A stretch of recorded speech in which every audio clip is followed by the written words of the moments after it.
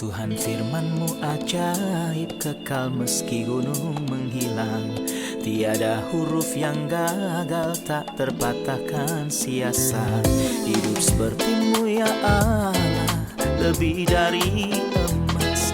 Aku bersaksi kitab-Mu, kitab yang suci.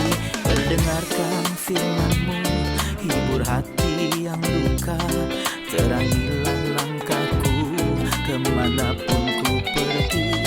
Biarkanlah firman-Mu berkuasa atasku. Ubahkanku, bebaskanku, ku mau menyenangkan-Mu. Tuhan firman-Mu ajaib,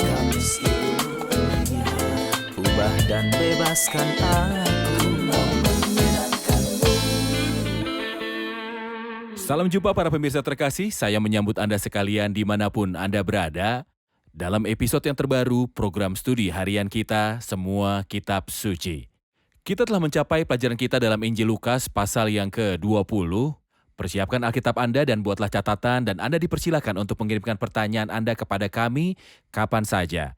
Untuk memulai, izinkan saya menyambut tamu kehormatan di studio, hamba Tuhan Yosef Riyad. Selamat datang Saudara Yosef. Terima kasih Saudara Riyad. Sebuah kehormatan. Tuhan menjagamu. Juga para hadirin yang telah hadir di studio, selamat datang. Saudara Yosef, apa topik utama atau gagasan utama dalam pasal 20 ini? Di dalam pasal ini kita melihat 4 pertanyaan dan sebuah perumpamaan dan peringatan. Keempat pertanyaan tersebut tidak disebutkan satu sama lain dan tidak berasal dari sumber yang sama. Mereka mengajukan 3 pertanyaan kepada Kristus, dan ia menanyakan satu pertanyaan pada mereka. Pasal ini dimulai dengan pertanyaan tentang otoritas Kristus, kemudian Kristus menjawab pertanyaan mereka ketika dia menyebutkan perumpamaan tentang petani anggur. Dan setelah itu mereka mengajukan pertanyaan politik tentang apakah membayar pajak kepada kaisar atau tidak. Kemudian mereka mengajukan pertanyaan agama tentang kebangkitan orang mati, apakah ada kebangkitan atau tidak, seperti yang dikatakan orang Saduki.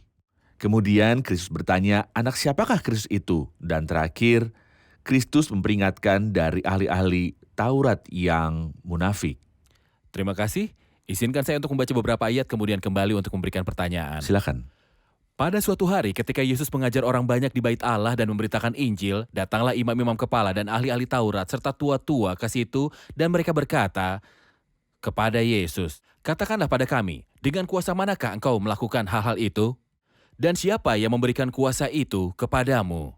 Jawab Yesus kepada mereka, "Aku juga akan mengajukan suatu pertanyaan kepada kamu. Katakanlah kepadaku, baptisan Yohanes itu dari sorga atau dari manusia?" Mereka mempertimbangkannya di antara mereka dan berkata, "Jikalau kita katakan dari sorga, ia akan berkata, mengapakah kamu tidak percaya kepadanya? Tetapi jikalau kita katakan dari manusia, seluruh rakyat akan melempari kita dengan batu, sebab mereka yakin bahwa Yohanes seorang nabi." Lalu mereka menjawab bahwa mereka tidak tahu dari mana baptisan itu.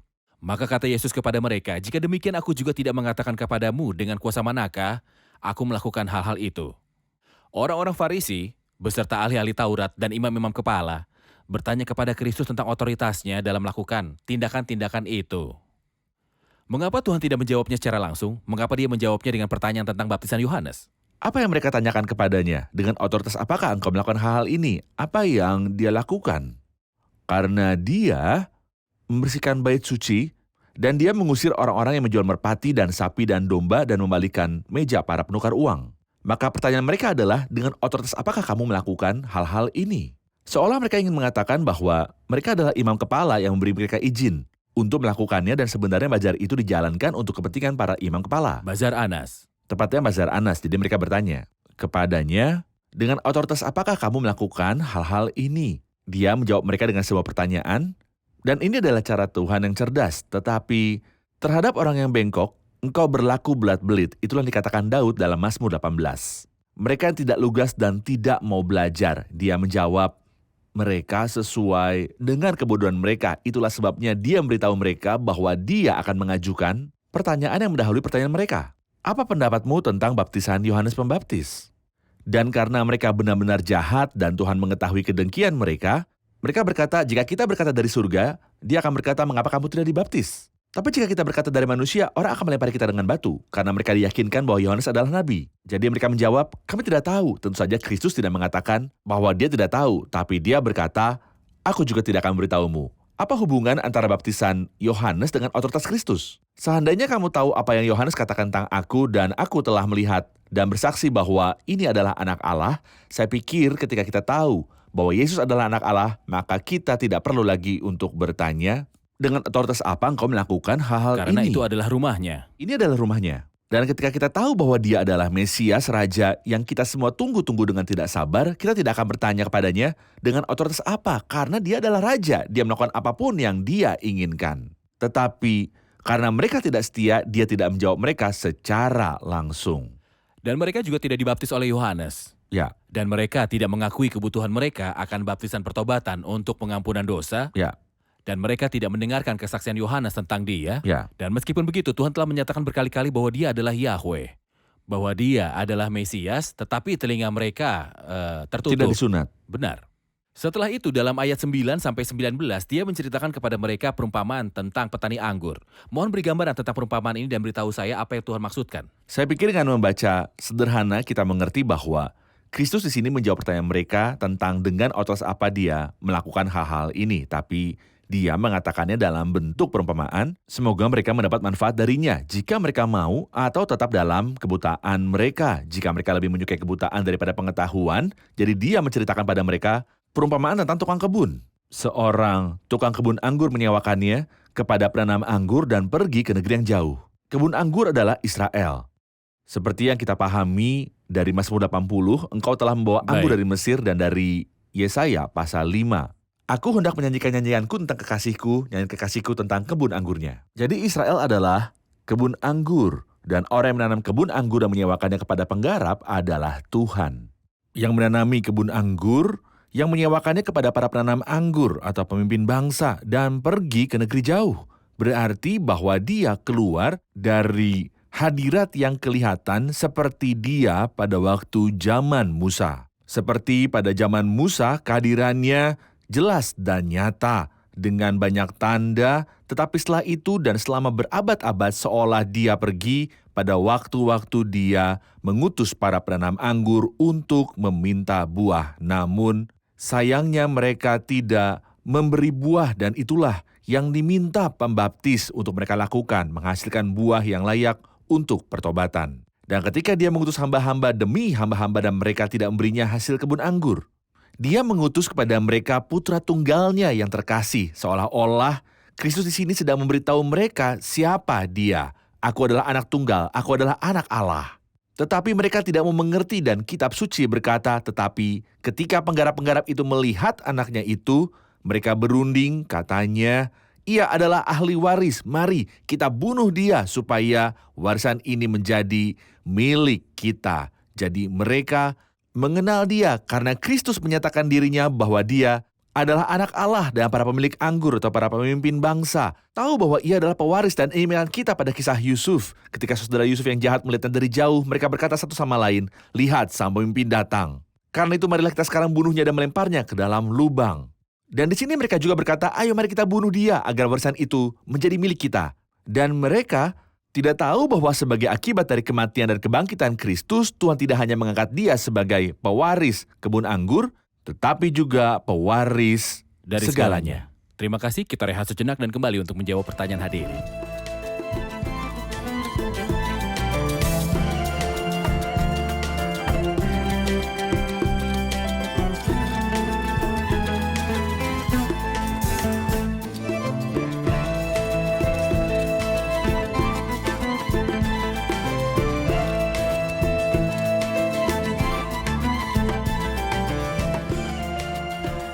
Ayat 17, jika demikian apakah arti nas ini batu yang dibuang tukang bangunan telah menjadi batu penjuru? Apa hubungan antara pembicaraan tentang batu dan pembicaraan tentang ahli waris? Silakan. Gambar pelengkap sebagai Kristus adalah ahli waris yang akan dibunuh, tetapi ketika dia berbicara tentang kebangkitannya, dia berbicara tentang dia sebagai pewaris saja, tetapi sebagai batu. Batu dalam firman Tuhan menuju kepada Kristus yang telah dibangkitkan dari kematian. Dan dia juga sedang mengubah citra dari para penanam anggur yang jahat menjadi pembangun yang bodoh. Dan saya menyebutnya kebodohan dari para ahli. Jika mereka yang menolak batu itu adalah petani atau pelaut, kami akan memaafkan mereka. Karena bukan tugas petani atau pelaut untuk mengetahui jenis batu. Tetapi karena batu itu ditolak oleh pembangun, ini menunjukkan kebodohan dari para ahli. Dan inilah yang terjadi dari bangsa ini, tetapi batu yang telah mereka tolak, Allah menjadikannya sebagai batu penjuru utama dari sebuah bangunan baru. Apa gedung baru ini? Ini adalah gereja. Kristus telah menunjukkan bahwa dia akan membangun gereja. Dan di sini dia menunjuk bahwa dia adalah batu penjuru utama seperti yang akan disebutkan dalam Efesus pasal yang kedua. Dan setelah itu dia memberitahu kita tentang dua gambar. Siapapun yang jatuh di atas batu itu dan siapa saja yang jatuh di batu itu Akan hancur. akan patah, tapi dia bisa bangkit. Dan terus berjalan yang berarti dia akan lebih sedikit lelah, tetapi dia akan melanjutkan. Adapun orang yang ditimpa batu itu akan tergiling menjadi remuk. Dan itulah tepatnya akan terjadi ketika Kristus akan datang dalam kemuliaan dan kuasa. Dia akan menggiling semua musuh menjadi remuk. Baik, terima kasih. Dari ayat 20 hingga 26, pertanyaan tentang pajak, ahli-ahli Taurat dan Ya. imam-imam kepala mengamati Yesus. Mereka menyuruh kepadanya mata-mata yang berlaku, seolah-olah orang jujur, supaya mereka dapat menjeratnya dengan suatu pertanyaan dan menyerahkannya kepada wewenang dan kuasa wali negeri. Orang-orang itu bertanya, "Ya guru, kami tahu bahwa segala perkataan dan pengajaranmu benar, dan engkau tidak mencari muka, melainkan dengan jujur mengajar jalan Allah. Apakah kami diperbolehkan membayar pajak kepada kaisar atau tidak?" Apa jawaban Kristus dan mengapa dia menjawab demikian? Sebenarnya mereka bertanya kepadanya apa yang kita sebut pertanyaan Amerika. Ya atau tidak? Membayar atau tidak? Mengapa mereka menanyakan pertanyaan itu? Karena jika dia berkata mereka harus membayar, itu akan jadi keuntungan bagi mereka. Dan jika dia katakan bahwa mereka tidak harus membayar, itu juga merupakan keuntungan bagi mereka.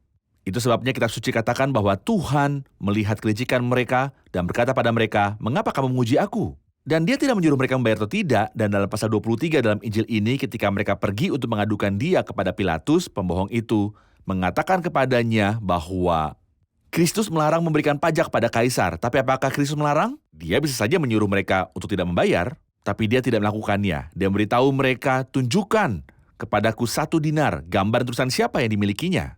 Kaisar, karena itu berikan kepada kaisar apa yang menjadi milik kaisar, dan kepada Tuhan apa yang menjadi milik Tuhan." Saya hubungkan ini dengan perumpamaan tentang petani anggur. Dia meminta mereka buah, tapi mereka tidak memberinya buah. Jika mereka telah memberikan buah itu kepada Tuhan, kaisar tidak akan datang dan mempermalukan mereka. Tapi karena mereka tidak memberikan pada Tuhan hal yang menjadi milik Tuhan, mereka berkewajiban untuk memberikan kepada kaisar hal-hal yang menjadi milik kaisar. Baik, terima kasih. Tentunya kita bisa belajar prinsip tidak mencampur adukan agama dan politik, Benar. hal spiritual dengan hal-hal duniawi. Benar. Kita harus memisahkan antara mereka. Benar. Setelah itu ayat dari 27 sampai 40 berbicara tentang Ya. pertanyaan yang ditujukan kepada Kristus oleh kelompok yang disebut Saduki, sebuah kelompok yang liberal yang tidak percaya pada apapun kecuali hal-hal yang dapat mereka lihat dengan mata mereka dan mendengar dengan telinga mereka, tetapi mereka tidak percaya akan hal-hal dunia spiritual, kebangkitan dan para malaikat. Saya ingin tahu apa yang mereka katakan kepada Tuhan dan apa jawaban Tuhan. Seseorang mengatakan bahwa jika pertanyaan sebelumnya dinyatakan dengan kelicikan, pertanyaan itu dinyatakan oleh kebodohan. Apa pertanyaannya? Bahwa tidak ada kebangkitan dan bahwa mereka akan memberinya bukti sederhana bahwa tidak ada kebangkitan. Seseorang mengambil istri, oke. Dan meninggal tanpa anak, oke. Hukum mengatakan bahwa saudaranya harus menikahi istrinya dan membesarkan anak untuk saudaranya. Baiklah. Kakaknya menikahinya dan meninggal. Kemudian ketiga, keempat, dan ketujuh juga. Terakhir, wanita itu pun meninggal. Karena itu dalam kebangkitan dia menjadi istri siapa? Betapa bodohnya. Yesus menjawab dan berkata pada mereka, "Kamu salah, tidak mengetahui kitab suci." Karena dalam kebangkitan mereka tidak menikah, juga tidak diikat dalam pernikahan. Jutaan orang berpikir bahwa dunia spiritual adalah perpanjangan dari dunia fisik karena apa yang ada di surga akan menjadi perpanjangan dari apa yang ada di bumi. Sebenarnya, mereka tidak jauh berbeda dari orang Saduki di sini. Kamu salah tidak mengetahui kitab suci maupun kuasa Allah dalam kebangkitan dari antara orang mati, tidak kawin dan tidak dikawinkan. Lalu apa sukacitanya di sana? Bukanlah kesenangan sensual fisik, tapi kesenangan rohani seperti yang dikatakan oleh Rasul Paulus. Memiliki keinginan untuk pergi dan bersama dengan Kristus. Dan saya dapat melihat, saudara, ayat bahwa orang itu berpikir tentang keabadian seperti yang dia pikirkan di sini dalam kehidupan duniawi. Jika ini adalah satu-satunya dunia Anda dan tidak dapat memikirkan apapun, di luar lingkaran ini Anda akan membayangkan bahwa dunia lain akan memiliki jenis dan kesenangan yang sama dan Anda tidak akan tahu apa-apa tentang kenikmatan yang sebenarnya. Kesenangan, kepuasan, dan sukacita dalam Tuhan. Dalam satu kata yang menentukan dalam keabadian, dalam immortalitas, Ya. di hadirat Tuhan tidak ada kepuasan terhadap naluri fisik apapun, atau hubungan seksual, ataupun sosial, ataupun fisik, ataupun perkawinan, atau apapun. Dan tidak ada makanan atau minuman sebagai perpanjangan dari keadaan saat ini atau hubungan seksual atau semacamnya. Tapi dunia yang dicirikan oleh kesempurnaan, sukacita, dan menikmati Tuhan. Keabadian akan memiliki banyak kejutan untuk kita. Itu luar biasa. Baik. Mari kita lanjutkan ke ayat 41 sampai 44, ada pertanyaan. Tetapi Yesus berkata kepada mereka, "Bagaimana orang dapat mengatakan bahwa Mesias adalah anak Daud? Sebab Daud sendiri berkata dalam kitab Mazmur, Tuhan telah berfirman kepada Tuanku, duduklah di sebelah kananku, sampai kubuat musuh-musuhmu menjadi tumpuan kakimu." Jadi Daud menyebut dia tuannya, bagaimana mungkin ia anaknya pula? Ini adalah pertanyaan Tuhan. Memang pertanyaan yang terbaik. Dan Benar. ini butuh jawaban yang jelas. Silakan. Jawabannya sangat jelas dalam kitab suci, khususnya misalnya dalam Wahyu 22, akulah akar dan keturunan Daud. Atau Roma pasal 1 ayat 3 dan 4. Tentang anaknya yang menurut daging diperanakan dari keturunan Daud. Dan menurut Roh Kekudusan dinyatakan oleh kebangkitannya dari antara orang mati, bahwa ia adalah anak Allah yang berkuasa, Yesus Kristus Tuhan kita.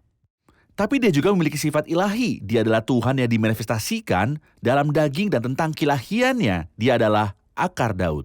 Jadi jawaban mudahnya bagi mereka yang ingin memahami dan bagi mereka yang baca kitab suci dengan rendah hati. Tapi mereka tidak dapat menjawab pertanyaannya di sini. Saya ingat suatu kali saya berada di Paris dan saya bertemu dengan seorang Yahudi dan saya ingin melihat apakah mereka telah belajar. Apapun setelah 2000 tahun. Atau masih sama, jadi saya bertanya apakah dia membaca Mazmur dan dia menjawab ya. Jadi saya mengatakan kepadanya untuk menjelaskan pada saya ayat di Mazmur 110. Apakah Mesias itu anak Daud atau Tuhannya Daud? Dia berkata, saya tidak tahu dan sampai hari ini mereka masih tidak tahu yang sebenarnya. Firman Tuhan mengajar mereka yang membacanya dengan rendah hati bahwa Kristus adalah Tuhan yang dimanifestasikan dalam daging. Mengenai sifat ilahinya, dia adalah Tuhan atas Daud. Mengenai sifat manusianya, dia adalah anak Daud. Terima kasih Saudara Yosef, kita rehat sejenak dan kembali untuk menjawab pertanyaan hadirin.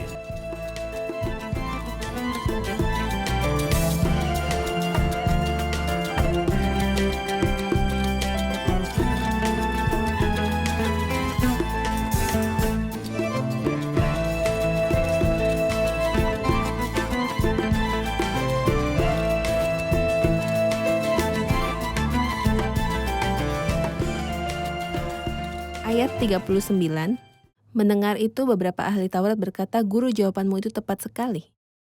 Apakah itu berarti bahwa mereka diyakinkan dengan perkataan dari Kristus? Kita perhatikan bahwa mereka yang mengajukan pertanyaan kepada Kristus dalam ayat 27, maka datanglah beberapa orang Saduki yang tidak mengakui adanya kebangkitan. Jadi, mereka yang bertanya adalah beberapa orang Saduki. Tetapi mereka yang menjawab bukanlah orang Saduki karena mereka tidak percaya pada kebangkitan. Tetapi salah satu ahli Taurat yang tidak dapat menjawab orang Saduki, jadi dia sangat senang dengan jawaban Kristus dan dia berkata, "Guru, Anda telah berbicara dengan baik." Jadi dia menyukai jawabannya. Ini adalah juru tulis, bukan orang Saduki. Dan kita ingat bahwa dalam pengadilan Paulus di sinagoga Sanhedrin, dan karena Paulus adalah seorang politikus yang berpengalaman. Ketika dia melihat bahwa sinagoga Sanhedrin terdiri dari orang Saduki dan Farisi, dia berkata, "Saya seorang Farisi, putra seorang Farisi. Tentang harapan dan kebangkitan orang mati, aku sedang dihakimi." Ketika dia mengatakan ini, Tidak setuju satu dengan yang lain. tepat, dia membuatnya tidak setuju satu sama lain. Dia membuat orang-orang Farisi mengatakan bahwa dia tidak mengatakan sesuatu yang salah. Dan dia membuat orang Saduki marah karena mereka menolak kebangkitan. Sedangkan orang Farisi percayakan hal itu, tetapi mereka tidak tahu bagaimana menjawab orang Saduki. Jadi juru tulis ini sangat senang karena dia menemukan jawaban yang masuk akal. Orang Saduki juga percaya bahwa orang tersebut akan berakhir setelah kematiannya. Jadi ia memberitahu mereka caranya. Dia bisa berakhir jika Tuhan setelah ratusan tahun sejak kematian Abraham berkata kepada Musa, "Akulah Allah Abraham."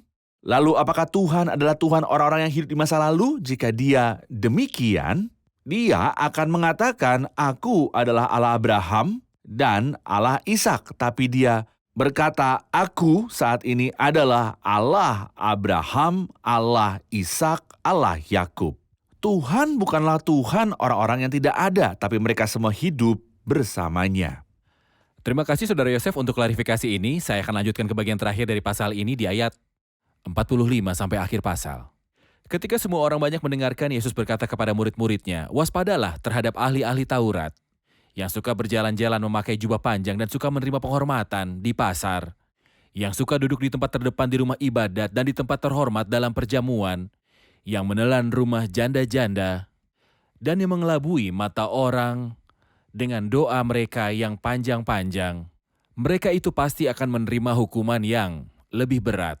Setelah semua kepura-puraan telah jatuh dari tangan mereka ketika mereka bertanya kepada Tuhan, Tuhan memperingatkan murid-muridnya dari ahli-ahli Taurat. Apa yang kita lihat dari peringatan ini? Tentu saja Tuhan telah berbicara banyak tentang peringatan ini dalam Matius pasal 23, tetapi di sini dia hanya mengatakan ringkasannya. Dia memperingatkan dari 4 hal pada awalnya, kemudian dari 2 hal lainnya setelah itu.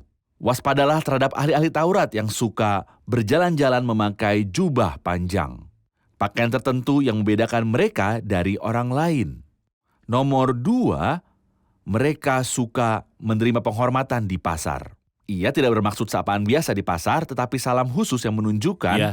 bahwa mereka berbeda dari orang lain. Tidak hanya salam, tetapi mencium dan membungkuk. Tepat, benar. Nomor 3, tempat duduk terbaik di sinagoga. Tempat terbaik harus ditempati, tetapi mereka tidak hanya duduk di kursi pertama. Mereka menyukai kursi terdepan. Nomor 4, tempat terhormat dalam perjamuan. Mereka harus perjamuan. dibedakan di mana saja, dimanapun Di tengah-tengah. mereka hadir. Dan bukan hanya itu, tetapi seperti yang telah kita lihat keangkuhan, kita melihat di sini kemunafikan yang menelan rumah janda-janda. Betapa serakah. Kita seharusnya memberi para janda, tetapi orang-orang itu biasa menelan rumah janda. Dan dalam kepura-puraan, pasti itu keserakahan, membuat doa panjang. Mereka tidak banyak berdoa karena mereka saleh dan karena mereka mengasihi Tuhan. Tetapi untuk menutupi kejahatan yang tersembunyi di dalam diri mereka, ini akan menerima kutukan yang lebih besar. Jadi ini adalah peringatan dari kesombongan dan juga dari kemunafikan. Benar. Baik, terima kasih. Kita telah di akhir episode. Mari rangkum bersama para hadirin. Apa yang telah Anda pelajari? Dalam perumpamaan tentang petani yang hanya terdiri dari 10 ayat, kita menemukan ringkasan lengkap tentang sejarah bangsa, dan ini adalah salah satu aspek kebesaran firman Tuhan. Kita telah melihat dalam pasal ini bahwa Kristus mengacu pada sifat ilahinya dan sifat manusiawinya. Mereka mengatakan bahwa Kristus adalah anak Daud dan pada saat yang sama Daud memanggilnya Tuhan. Dan kita juga telah melihat dalam kitab Wahyu bahwa Kristus adalah akar dan keturunan Daud. Jadi tentang sifat ilahi Kristus. Dia adalah Tuhan atas Daud dan tentang sifat manusiawinya, dia berasal dari keturunannya. Kita telah memahami bahwa batu-batu yang dibuang oleh tukang bangunan telah menjadi batu penjuru. Dan itu adalah Kristus, dan berkali-kali kita juga menolak Tuhan. Pergilah, kami tidak suka jalan-jalanmu. Tapi bagian lain dari ayat itu mengatakan barang siapa jatuh ke atas batu, ia akan hancur karena dia akan menghakimi dunia pada akhirnya. Kita harus sadar kita akan berdiri di hadapannya sebagai juru selamat maupun hakim. Terima kasih, Tuhan memberkati. Terima kasih Saudara Yosef, Tuhan memberkati. Pemirsa terkasih, saya akan meninggalkan kepada Anda kata-kata yang dikatakan Tuhan tentang dirinya sendiri. Tuhan berkata kepada Tuhanku, "Duduklah di sebelah kananku, sampai kubuat musuh-musuhmu menjadi tumpuan kakimu." Tuhan berkata kepada Tuhanku, "Duduklah di sebelah kananku."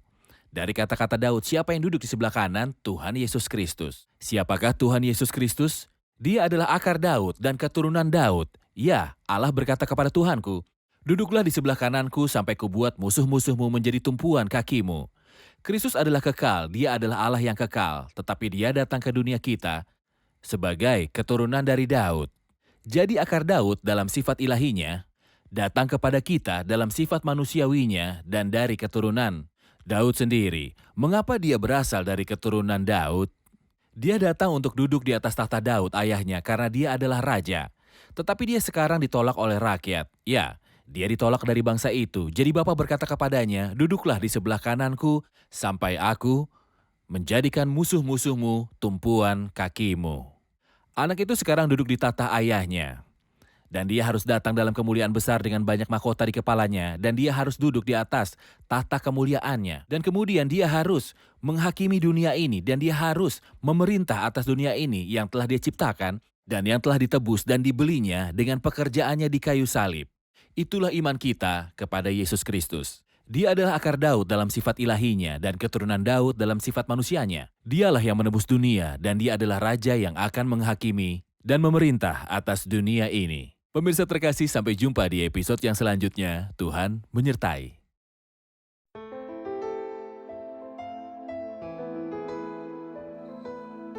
Tuhan firman-Mu ajaib, kekal meski gunung menghilang. Tiada huruf yang gagal, tak terpatahkan siasat. Hidup seperti-Mu ya Allah, lebih dari emas. Aku bersaksi kitab-Mu, kitab yang suci. Mendengarkan firman-Mu, hibur hati yang luka. Terangilah langkahku kemanapun ku pergi. Biarkanlah firman-Mu berkuasa atasku. Ubahkanku, bebaskanku, ku mau menyenangkan-Mu. Tuhan firman-Mu ajaib, ubah dan bebaskan aku.